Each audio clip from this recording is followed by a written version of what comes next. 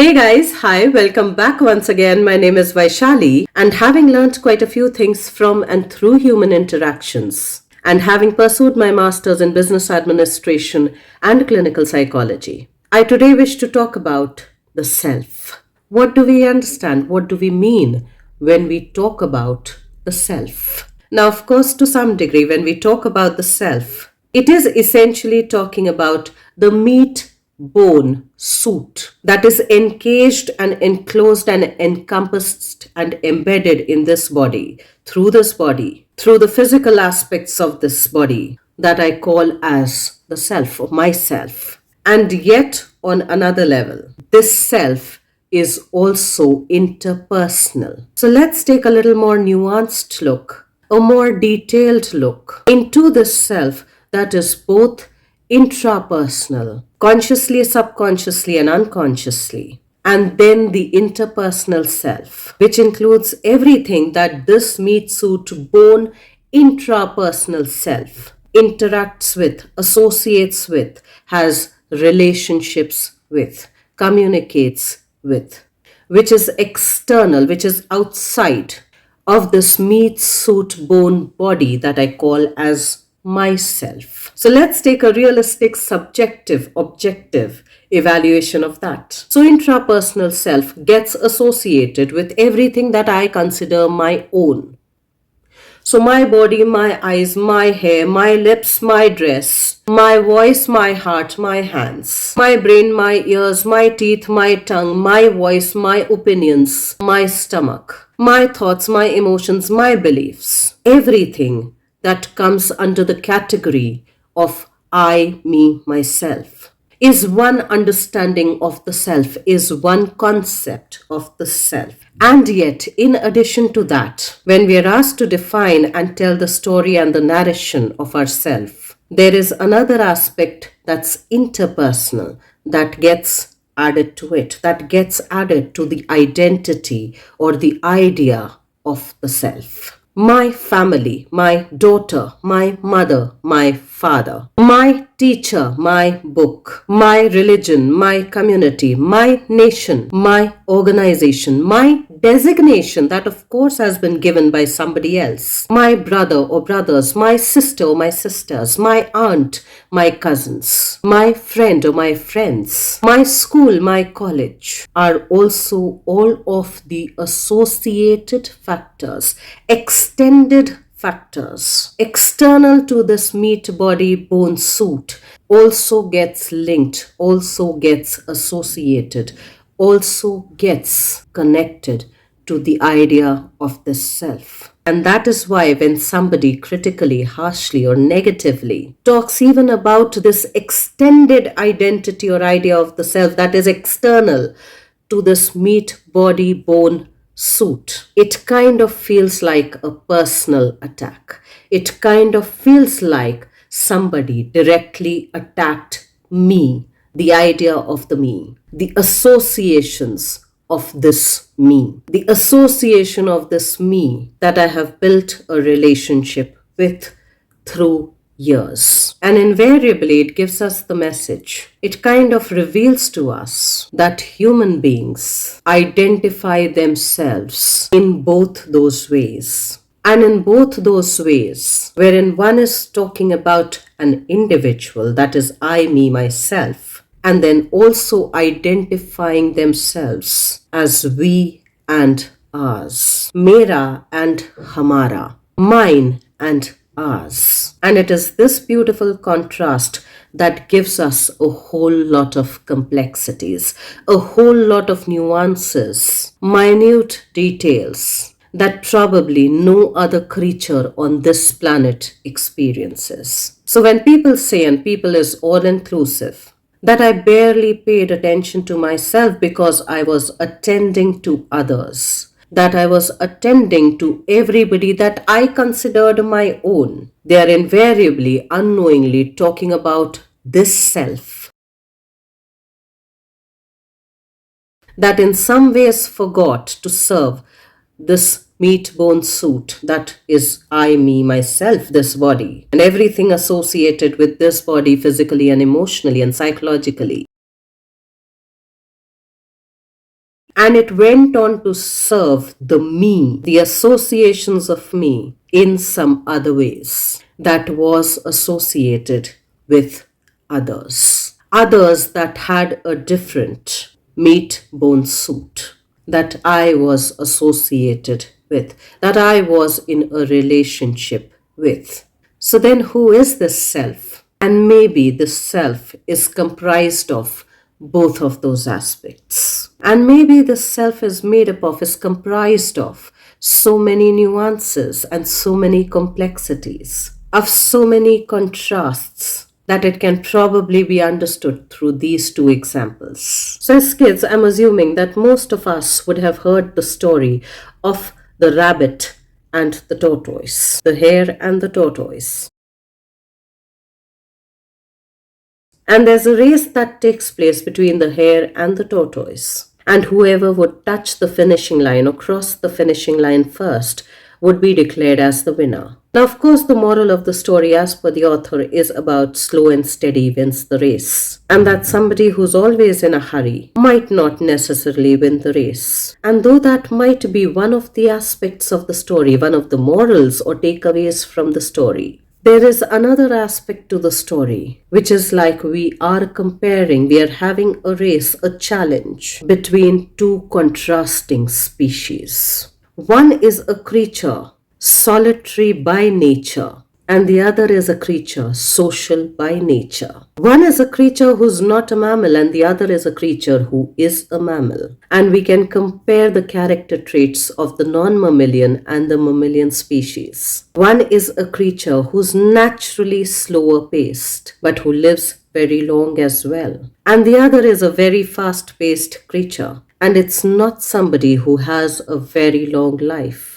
And in a way, when we are talking about both of these species, we are talking about the amalgamation of both of these species, of both of these contrasting species within the human species itself. And it is the contrasts of both of these species that presents itself in contrasting ways in the human species, which is why we also have the association of the self or the identity of the self from this I, me, myself, and from we and ourselves as well. From an individual's perspective to a team's perspective as well. And the team can include my friends, my family, my parents, my siblings, my grandparents, my community, my associations, my religion, my nationality, and everything that goes with that spectrum is also an extended identity that I associate with, that I identify with,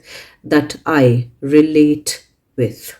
And thereby, even when somebody criticizes us for the job or the work that we do, which is outside of us, of course done by us, but it's outside of us, we kind of feel it like a personal attack. If somebody tells us that the work has not been done appropriately or in keeping with the expectations, we objectively don't see it as the work that has not been done properly or in keeping with the expectations, but we feel it like a personal attack. We feel it like somebody is telling us that I am not good enough, that my job, then thereby me, is inefficient, is ineffective. Likewise, if somebody comments on our community, on our religion, on our family, on our friends, on our friend groups, on our nationality or national identity, we feel it like a personal attack.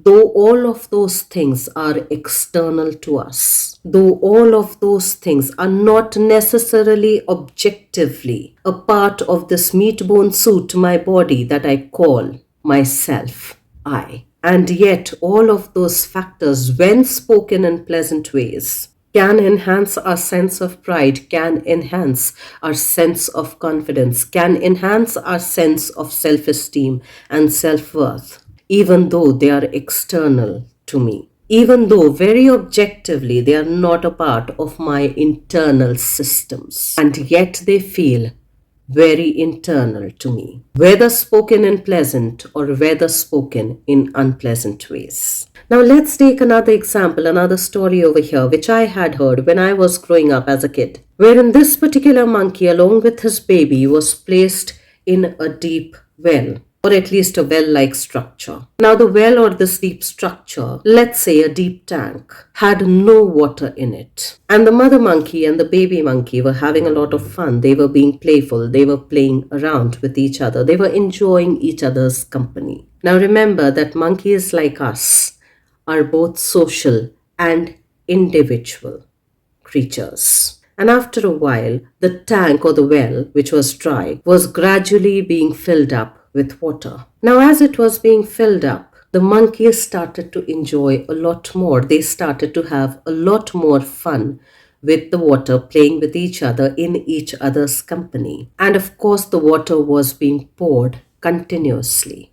And so the levels of the water started to rise in the tank or in the well. And as the water started to rise, after a while, both the monkeys started to panic, for they could not swim to keep themselves alive. Now, after a while, as the water started to rise up to the chest and go above the chest and go probably to the neck area, the mother monkey caught hold of the baby monkey and she tried to lift it up, placing herself beneath the baby so that it could stand on her shoulders and just take another jump and land onto the outside of the tank or the well, so that she could save him, so that he could save himself. So the baby, now standing on her shoulders, was trying to jump out of the tank, was trying to take a leap to move out of this tank that was getting filled with water, and it kept slipping back. And the mother had to keep collecting the baby, and she tried doing the same thing,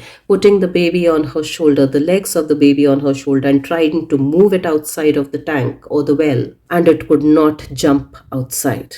Finally, there came a point in time when the baby, in order to save itself, standing on its mother's shoulders, being panicked by the rising waters, had started to push the mother down. The weight of the baby monkey had started to push the mother down, and it was when the mother could not breathe, when the water had reached up to the nose level and when she could not breathe, that she flipped the baby off from her shoulder, threw it into the water, and jumped out of the tank or the well to save her own life. Now, if you look at this story, we'd understand that to a very great degree she felt responsible. She felt duty-bound to save her kid's life because her kid was her own kid. She was identified as the mother, as the caretaker, as the protector of this kid, of this little baby that she had given birth to.